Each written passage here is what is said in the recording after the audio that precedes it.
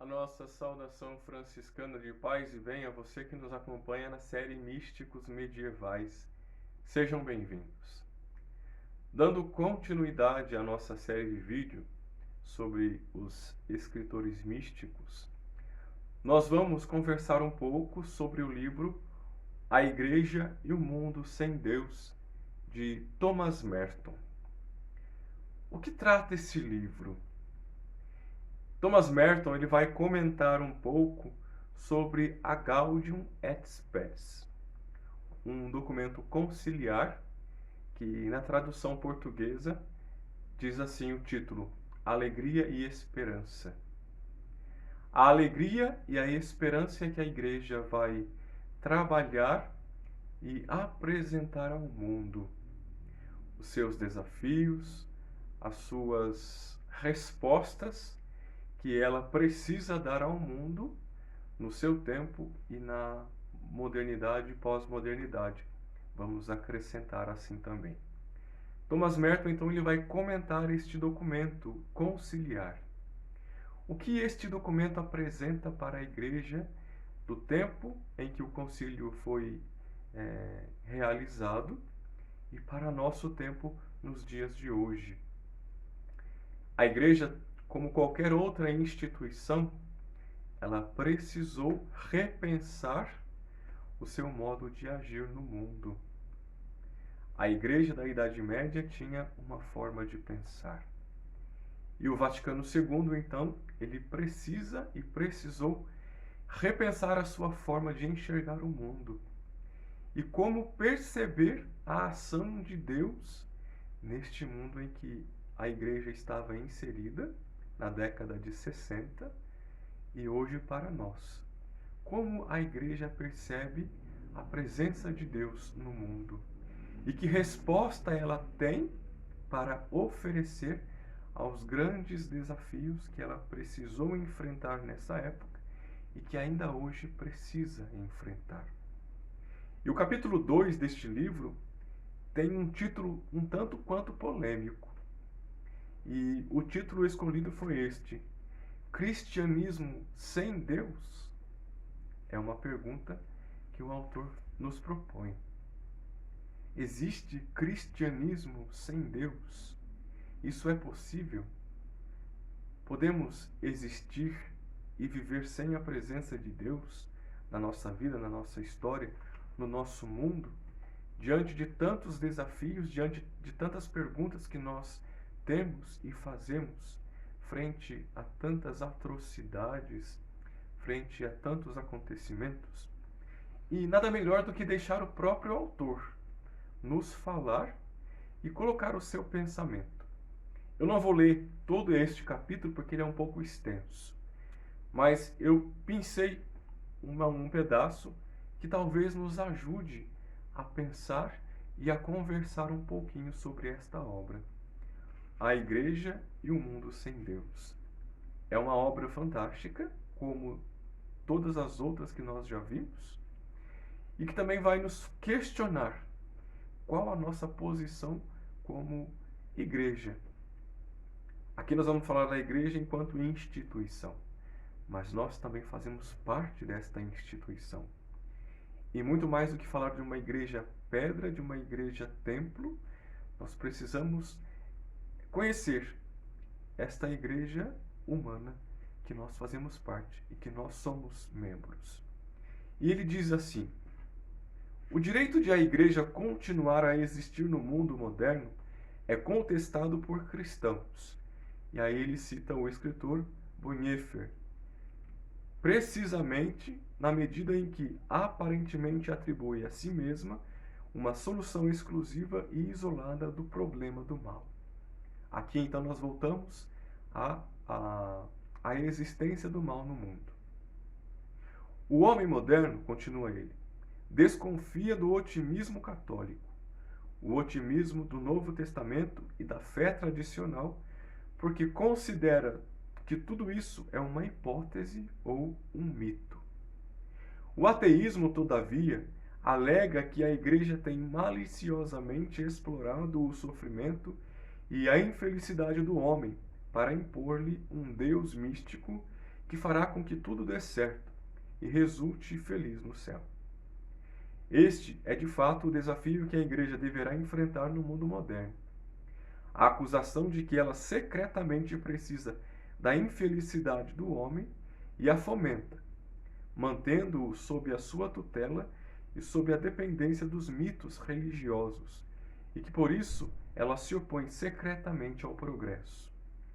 A sua condenação do mundo é então, segundo este argumento, uma tentativa maliciosa de encher o homem de culpa e medo, torná-lo hesitante e temeroso e impedir o seu crescimento à maturidade. O argumento contra a Igreja e contra Deus é apresentado nos termos mais crus por Bonhoeffer. Os cristãos e seus ramos secularizados, os filósofos existencialistas e psicoterapeutas mostram à humanidade segura e feliz que ela é realmente infeliz e desesperada, em sérias dificuldades sobre as quais nada sabe e das quais somente eles podem salvá-la. Onde há saúde, força, segurança, simplicidade, eles veem um fruto delicioso para morder, ou no qual podem pôr os seus perniciosos ovos. Isso quase pode ser citado palavra por palavra de Nietzsche. Refutar os habituais argumentos apologéticos seria, de novo, nas palavras de Bonhoeffer, uma afronta à maioridade do mundo, sem sentido, ignóbil e não cristão. Este argumento depende, portanto, da suposição de que o homem está, de fato, perfeitamente seguro, feliz, sadio, simples. Que ele não é infeliz, nem frustrado, nem desesperado.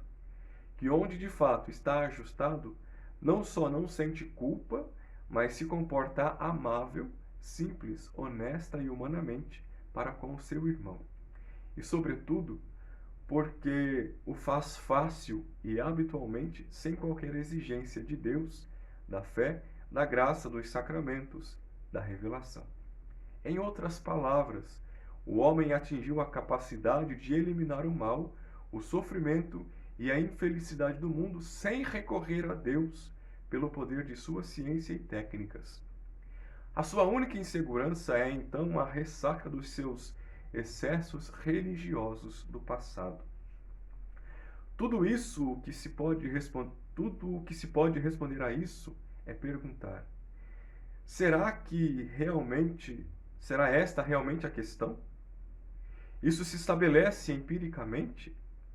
A infidelidade do homem lhe é algo totalmente inconsciente, inventado pela Igreja? É a sua única insegurança fomentada pelas ilusões religiosas? Então o próprio mal é um mito. Auschwitz e Dachau foram apenas pesadelos. Os expurgos de Stalin foram imaginários. Hiroshima foi uma curiosa fantasia. Os não combatentes queimados por napalm no Vietnã apenas pensaram que estivessem sendo queimados.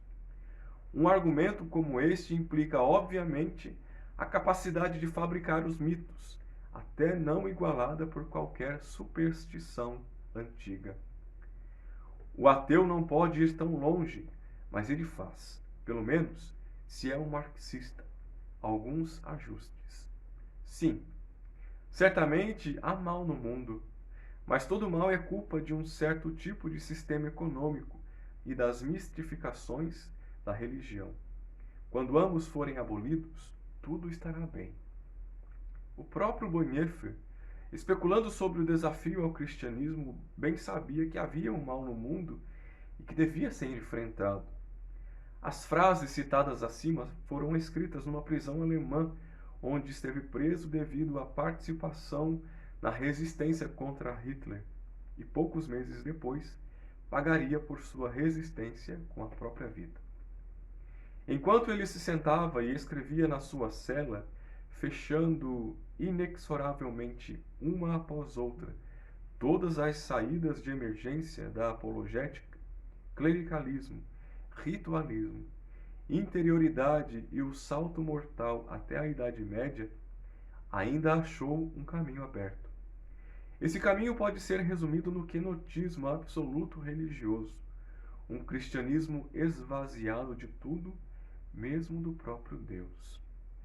Não que Bonhoeffer não creia em Deus, em Cristo, na Igreja, mas a sua teoria é que a honestidade última exige que o homem contemporâneo viva no mundo como se não houvesse nenhum Deus.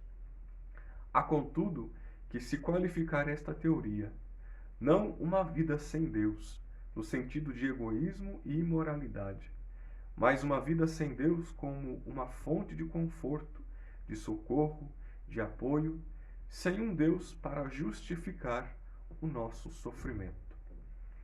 E aqui então nós podemos conversar um pouquinho sobre essa fala que Thomas Merton nos traz, de um intelectual, de alguém que passou pelo sofrimento de um campo de concentração, porque não aceitava a posição de um chefe de Estado.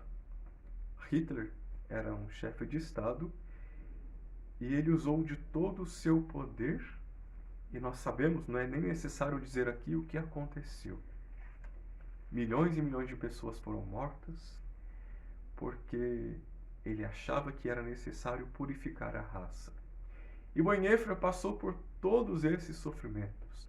Esteve preso no campo de concentração, e claro que, mesmo acreditando na existência de Deus, ele pôs em questão a figura da Igreja, que no seu olhar, na sua perspectiva intelectual, ela trazia para si toda a possibilidade de responder aos questionamentos. Ela trazia para si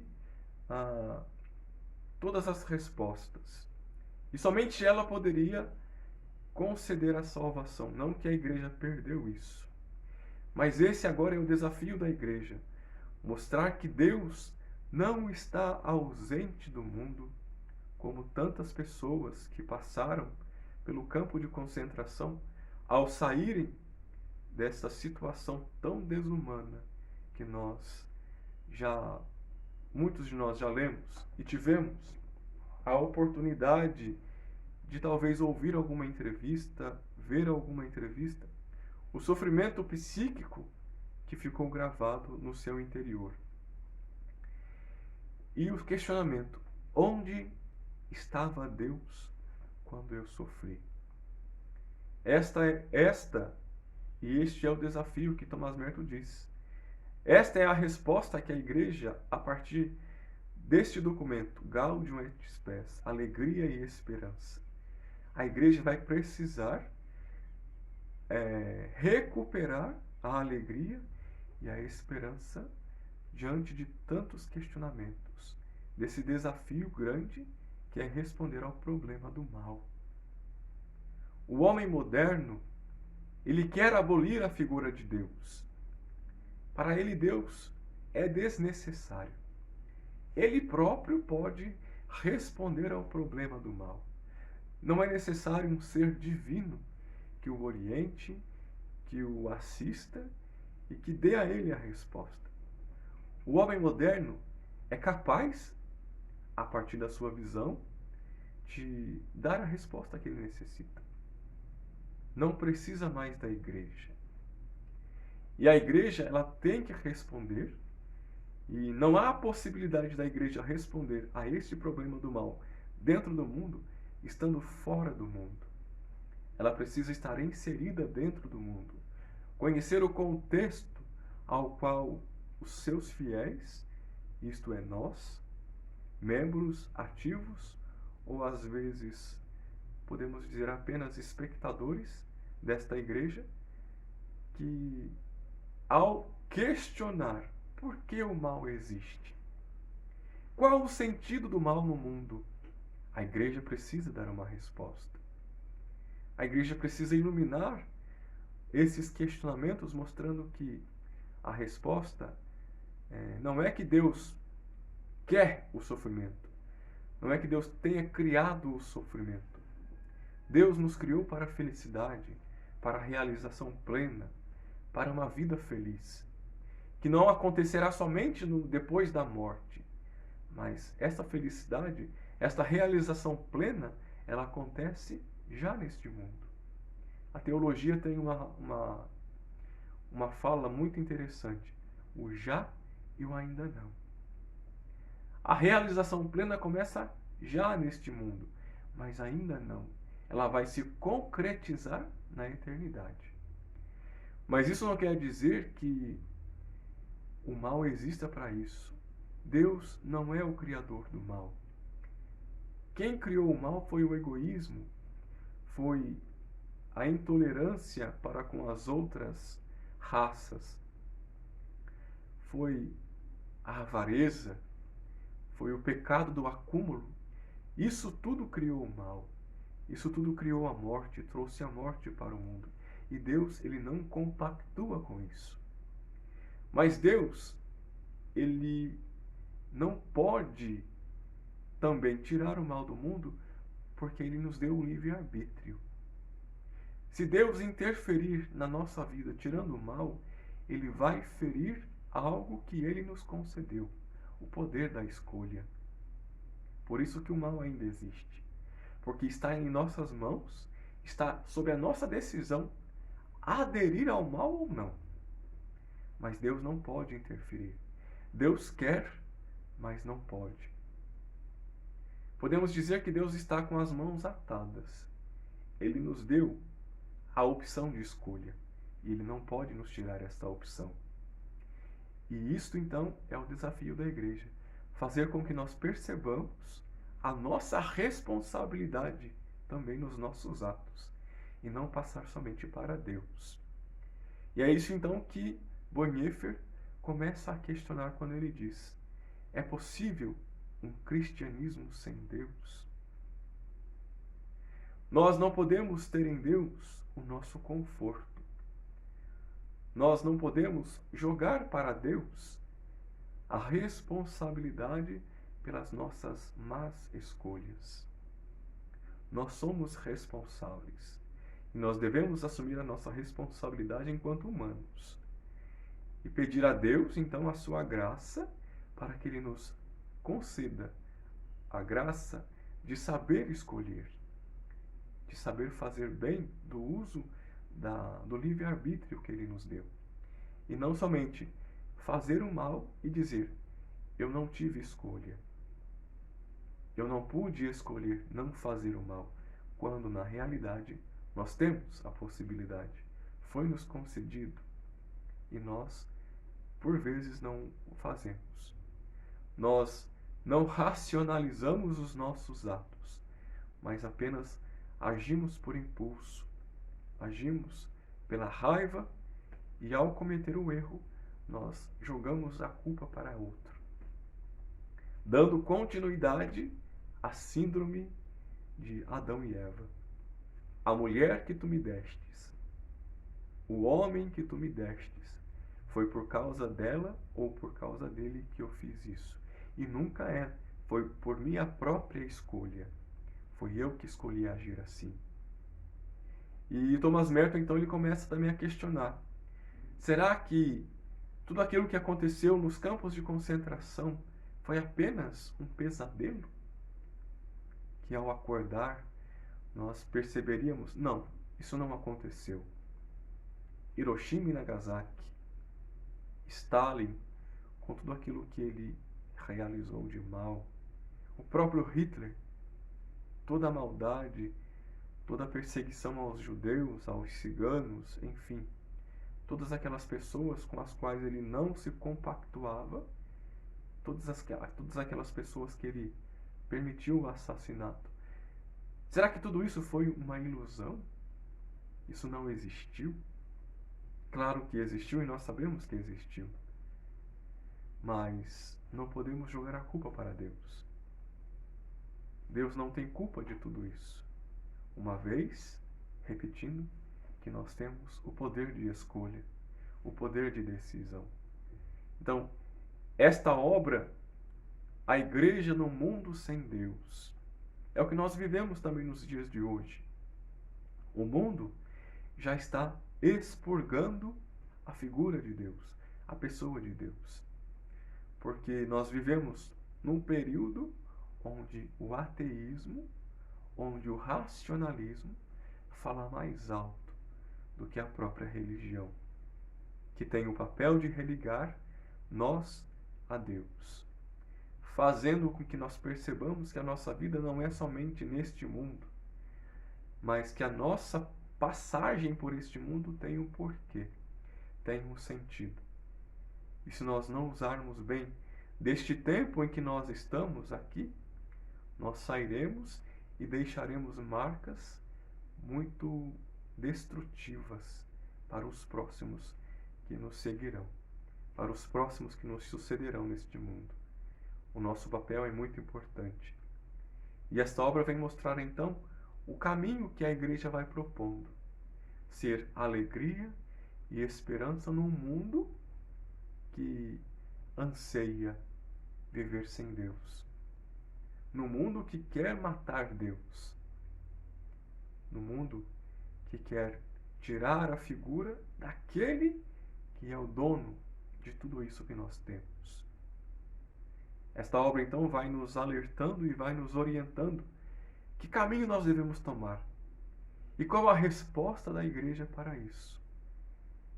Nós temos a figura de Deus, ele está velado. E esta forma dele se manifestar, se escondendo, faz com que nós tenhamos que procurar a sua presença. Tenhamos que sentir, de alguma forma, que nós não estamos abandonados à deriva. Por mais que passemos por tempestades, por dificuldades, por desafios, ele está conosco, ele caminha conosco. E Thomas Merton, então, ele toma esse documento como base. A igreja que terá que enfrentar esse desafio de mostrar a presença de Deus, que Deus não está longe, que Deus não está excluído, e que excluir a presença de Deus será o erro maior deste nosso tempo, deste nosso período em que nós vivemos. Com este vídeo, então, nós encerramos também esta obra e aproveito também para deixar um recado para vocês.